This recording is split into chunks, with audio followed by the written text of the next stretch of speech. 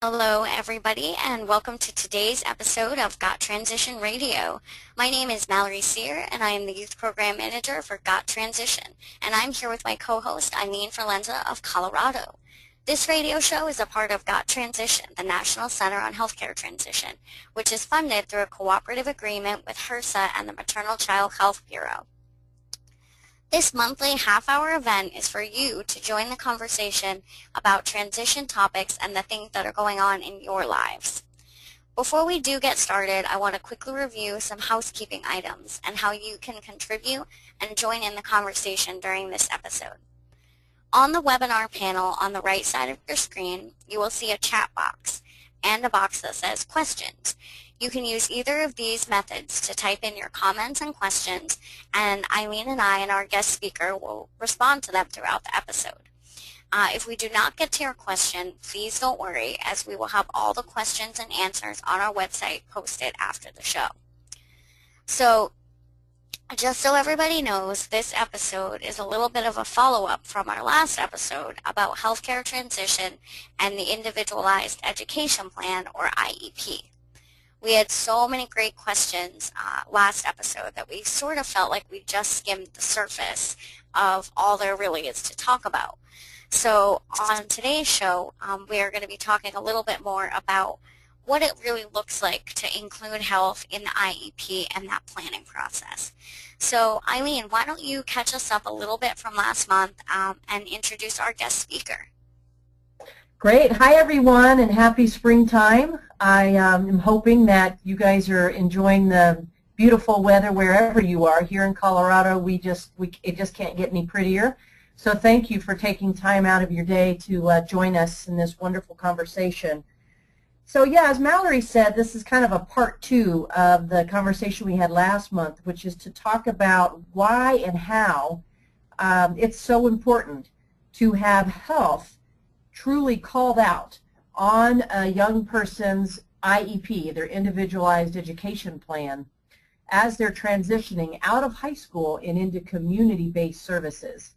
So last month we kind of talked about some practical steps regarding IEP planning, and today we're going to talk a little bit more about how to be sure that the health piece, again, is fully emphasized, and to talk about why and how that's important to assure the best success for the student. As many of you know, in your state, as part of federal law, every state has a resource center for families. Some of us refer to those as PTIs, Parent Training Institutes or Parent Training Centers. And in Colorado, our PTI is called Peak Parent Center. And Shirley from the Peak Parent Center will be our guest today. But I want you all to know that in your own state, you all have something very similar, and that these are resources that are available to you as well. And so if you have any questions about that, feel free to ask these questions live when we're on the show, and Mallory and Shirley and I will try our best to address that. So without further ado, Mallory, would you like to do the formal introduction to Shirley? Absolutely. So welcome, Shirley Swope from the Peak Parent Training and Information Center for Colorado. We are so excited to have you here to talk with us. And I know that this is a topic that's on a lot of people's minds when we are talking about transition. So could you just jump in and describe your role and kind of what your involvement is with creating IEPs and what involving health, the importance of that? Oh, I'd be delighted to, and thank you for having me today. The Parent Training and Information Centers are part of the Individuals with Disabilities Education Act. They were mandated so that parents had a place to go to help navigate the special education system, and we happen to be it for Colorado. Transition is, and I'm a parent advisor here at Peak, one of the parent advisors here at Peak Parent Center. So I do get calls about transition, especially this time of year when parents are looking at that kind of exiting the formal kind of high school and going into that 18 to 21-year-old bracket. The transition actually starts a lot sooner than 18 years old. When Congress decided to upgrade the law, the Individuals with Disabilities Education Act, they upgraded and made the transition portion of the law much stronger. And one of the reasons they did was that they had a lot of young adults who were exiting the public school system who were not really employable after high school. And they were thinking, well, why is that? We've gone through school. Why don't you have a job? And what they came to realize is that this age bracket of looking at how do we transition into the adult world was a little more complicated than with other students who don't have disabilities or IEPs. So this is the only law that really requires schools and adult community services and community resources to work together for a specific youth. And it's based on that student's individual need. Once again, just like the IEP, the transition plan is part of the Individualized Education Plan, or the IEP. It's not a separate plan from that. It's part of that plan and needs to be based on a student's unique and individual needs. Shirley, this is Eileen. If you don't mind, I'm just going to interject very quickly. We've had a couple of comments on this screen here that people are having a hard time hearing you. Okay. So could you get closer or speak up a little louder? And thank you, Molly and James, for requesting that. We don't want this to be uncomfortable for any of you. So Shirley will speak up, and we will we'll continue. So I apologize for the interruption. I just wanted to be responsive to our guests. We were having a little technical difficulty with the mic, so I'm glad that somebody said something at the very beginning. Is this better? Can you hear me now? I feel like the phone commercial. Yeah. I was saying that this law requires IEP teams to work with their community and work with different agencies in their community. And it's the only law that really requires it. It's the only law, too, education law, that requires parents to be part of the team. So you've got this law that's saying, okay, now agencies, you've got to work together, and parents, you are part of this, and you need to work together too.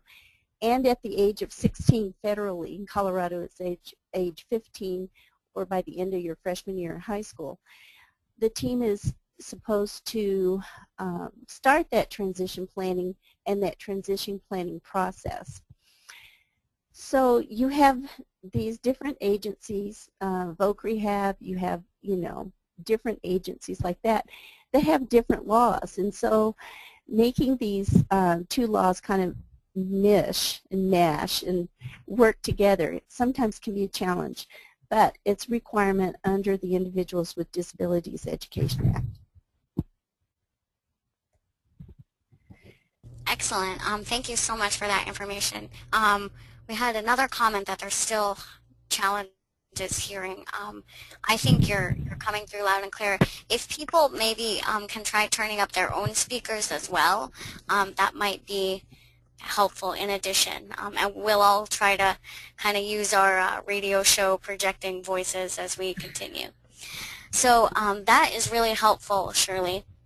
So as you talk about this planning process, could you explain a little bit of who is usually involved in that, comprising that student support team, and maybe more about what it kind of looks like to keep that process what we call person-centered?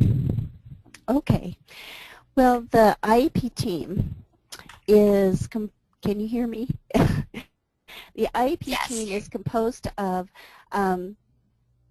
a regular ed teacher, a special ed teacher, someone who can interpret test results, someone who can commit district funds, and often someone who, if you have a transition coach, then a lot of schools have a person who is called a transition coach, and this person is to help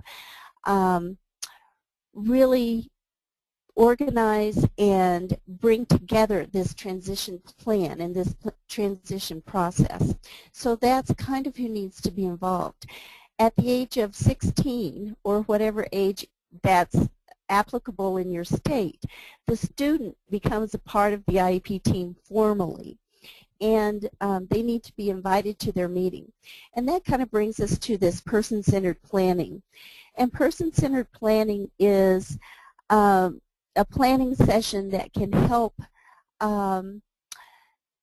It's a little different than an IEP meeting. It really supports the development of personal support circles to assist people in the future. And it provides a skilled facilitator to kind of help guide people through this process for identifying their dreams and their goals and what they want to do and where they want to live and that kind of thing. And then it results in concrete action steps to make working together for the young people to get that desired outcome for the future. So it's so important to look at, what do you want to do? Where do you want to live? How do you want to be involved in your life? What is it that you want, young person? What is it that you want to have accomplished in your life? And so that person-centered planning process is just a really valuable tool and a valuable step in kind of figuring out, okay, where are we going to go from here? Mom and Dad may have some really good ideas about what they want, but as the young adult becomes a young adult and the student becomes a young adult, they may have something different in mind. I always told my son, who is named Michael David, that I named him that so his initials would be MD and then he could be a doctor, and then he would be MD Swope MD. He is not a doctor because he was not interested, I will tell you that. So it didn't work. But you have to ask the young person, what is it that you want to do? So if you have a health issue or if medical issue is going to be a major player in this IEP process, then it needs to have a major discussion, such as, is it going to affect where I live? How is it going to affect where I live?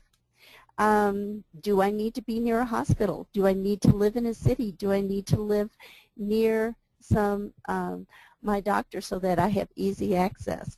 What if I wanted to live on an island in the South Pacific? Can I do that? So you have to think about that.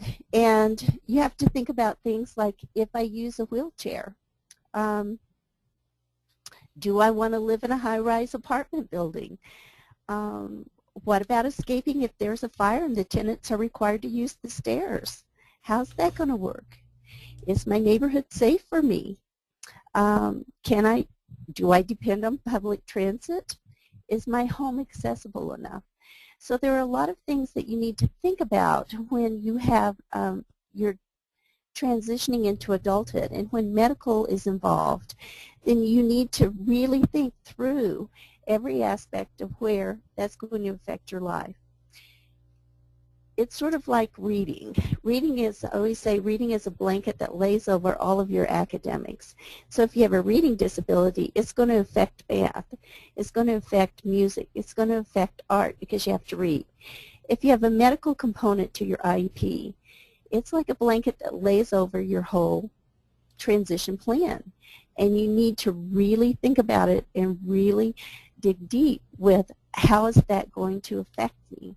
And how can I manage it, and how can I kind of build it into my life, but not let it dominate my life so that I don't get to do the things I really want to do. Does that make sense?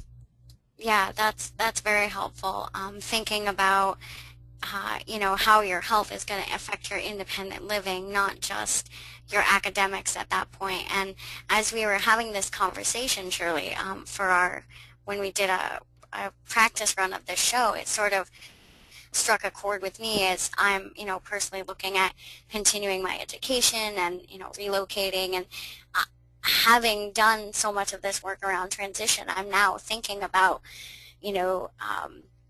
providers and accessibility with my housing and things that when I moved away the first time I sort of took for granted and ended up having more challenges. But, I think having those key components is really important and can prevent a lot of health risks, in the future.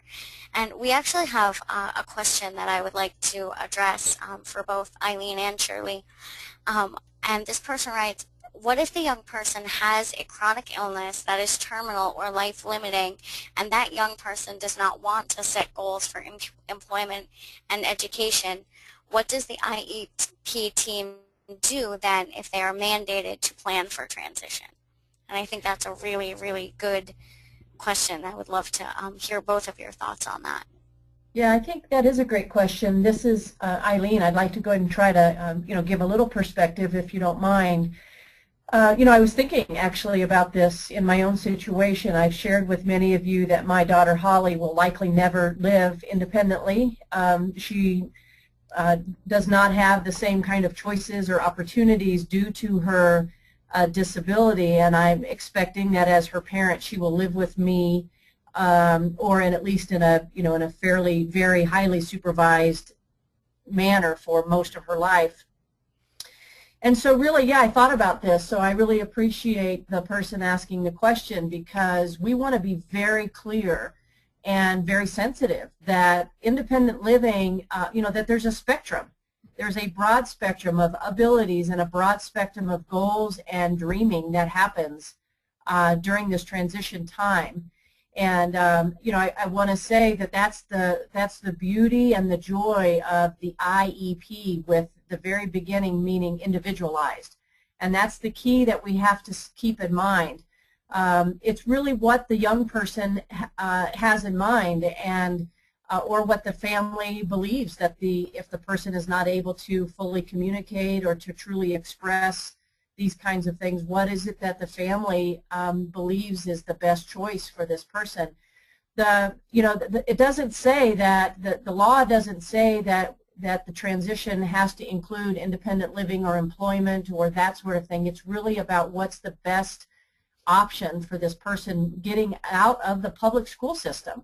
Because as we talked last month, when it comes to state systems, it's important for all of us to remember that the Department of Education is the buck stops here. That the Department of Education is the state agency that is responsible for the health and well-being of the student as they are leaving school. Therefore, the system and the delivery of services is going to look completely different than what the family is used to navigating, and that's the key point, which is why what Shirley said, the focus is so person-centric, because it has to make sense for that person. I will share with you guys that when I went through this person-centered planning for my daughter Holly, I did it when she was about 15, 16 in her freshman to sophomore year. And Holly would be one of those people who would not set goals for employment or higher education or independent living.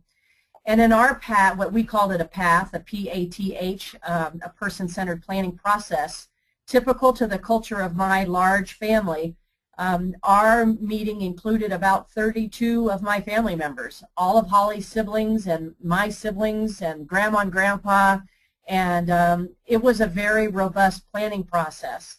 And we didn't talk about what it would look like living alone or working. It was really about what are the things that Holly needs to do to make allow her to feel fully involved in her life, which for Holly would be social opportunities.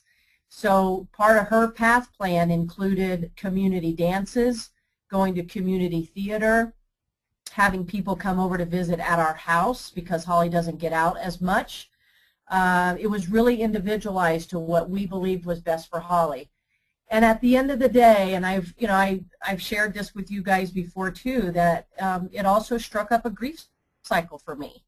That while my other kids are planning to go to college and who their boyfriend and girlfriends are going to be and what that's going to look like for them, for Holly it was different. And so for me as the mom, I went into a pretty significant grief cycle, and realizing that this is where rubber hits the road and that Holly's life would definitely look differently. And when I had that path plan, that person-centered plan, I held on to that and taped it up in my office at home and in the kitchen as a reminder that Holly's life will go on in a robust manner. It will just look differently. So I hope that that was helpful to you, Jody, who requested some response to that, because it is hard that when we recognize that we are dealing with a broad spectrum of abilities. And I will tell you, as a result of the broad spectrum, the Got Transition National Center is very deep in resources with this. And we have experts on the National Center's Advisory Board as well as the National Cabinet. And a lot of the folks who are on the staff at Got Transition have direct personal experience with this. So as Mallory has said, this radio show really is to invite discussion, and if you guys have any further questions or you want to talk one-on-one, we can do that, because we here can only touch the surface, but as the Got Transition National Center has a very robust, again, just through staff and resources, a lot of discussion can be had around this. So I hope that that was helpful, and I'm very open to sharing Holly's path plan with any of you if you contact us. I have it in a document that's easy to look at and easy to share, and I'm more than happy to share that with you, as Holly is as well. She knows that we talk about this, and she's okay with that. Great. Shirley, did you want to comment on that? And then I really appreciate the mention of all the resources that are out there. And in our last episode, that was a lot of the dialogue and a lot of the questions that we got were, how can families access and know what is available within their states? And I know that Shirley has shared many resources that we have available, and so if you want to touch on a couple of those, and Eileen, if you want to follow up, that would be fantastic, because I know there's so much out there, and it's almost, you know, to the point of overwhelming to understand who to go to for what and what is, you know, really relevant in this process. Okay. And I agree with Eileen. It's individualized, and so you have to really look at the individual and keep the eye in mind. That's all I can say.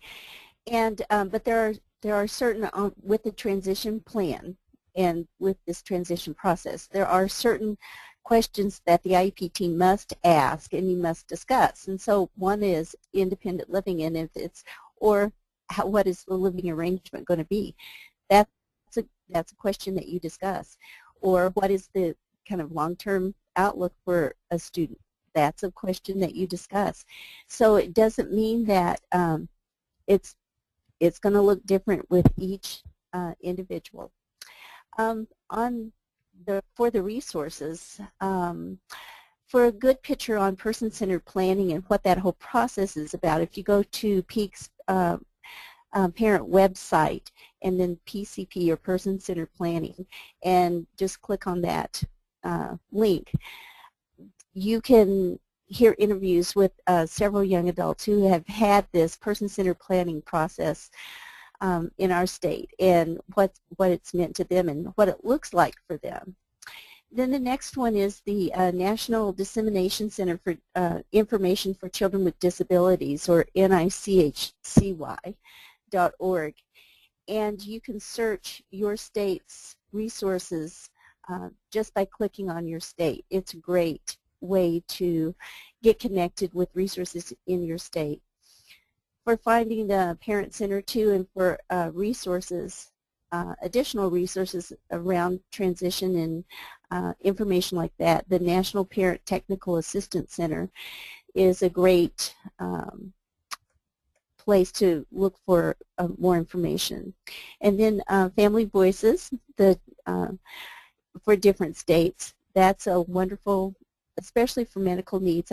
I just have to say how much I appreciate the Family Voices chapter in Colorado. I think they're an absolutely great group. Then another one is Yellow Pages for Kids.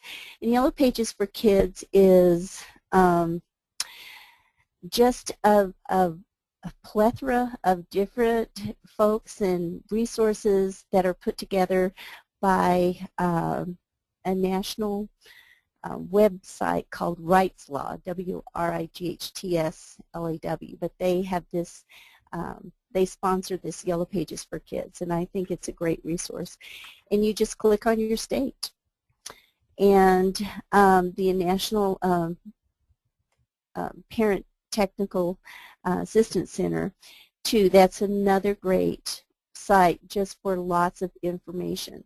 Information abounds, and thank God for computers, because we can really go quickly to that information that we need. Eileen, do you have something? Yeah, I just want to comment that because the requirement, again, the accountability is with the Department of Education, you can also find a lot of information about that and with your local state Department of Education as well as nationally. You know, I think that because this topic is so big, what's really important is to, you know, as a parent, I would always approach this from what are the top 5 things that are most important for Holly's well-being, and how am I going to address that? And I take it down into you know, time frames that I think were most reasonable, 3 to 5 years, 5 to 10 years, whatever that looks like. And again, it's not that much different than I would do with my other typically developing kiddos. And to really look at what's important. I think that it's important to know that in the Department of Education, they are held accountable, and you can, you know, it would take a long time for us to go through that today about what those federal mandates are, but I assure you that they have to report back to their, the schools have to report back to their state about how they are tracking the health and well-being of their students. And the Department of Education in your state will be able to give you some of those, you know, some of those tracking points and data points. We have a lot of information already online from our previous podcasts, our previous shows, and Mallory can talk about that in terms of some really good poignant strategic recommendations for teaching our young people their own advocacy skills. That's a question that's come up here on this show in the last 5 minutes.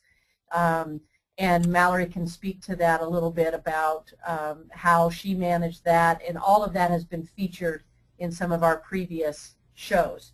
So Mallory, I don't know if that's helpful as a handover to you now, but it seems like this might be a good time for you to talk about that. Yeah, we have a great question from Patricia of how do unique health needs get handled in college-going students, such as mobility and personal toileting difficulties or things like that.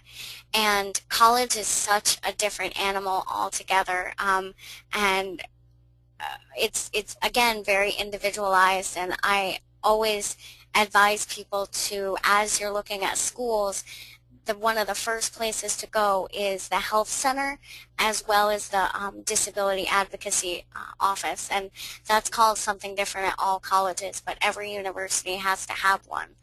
And also I would like to refer you to one of our earlier episodes where we did, again, a 2-part series on healthcare transition and going to college, where we talk a lot more in depth about those things. So if you go to our website, which is right there on your screen, gottransition.org, under broadcasts, I believe it's episode 2 and 3, where we really just jump in and talk about all of that stuff. And it's my personal experience, but there's also a lot of resources and advice within that. And unfortunately, this is, we're really getting close to the end of our time. And again, I apologize for the questions that did not get answered, but they are going to be stored on our website, and I would love for you to keep following Got Transition, like us on Facebook, follow us on Twitter, and you can also register for our next episode, which we're going to throw everybody a curveball, and it's going to be on Thursday of April 26th. And you can also hear past episodes of Got Transition Radio on iTunes or again on our website.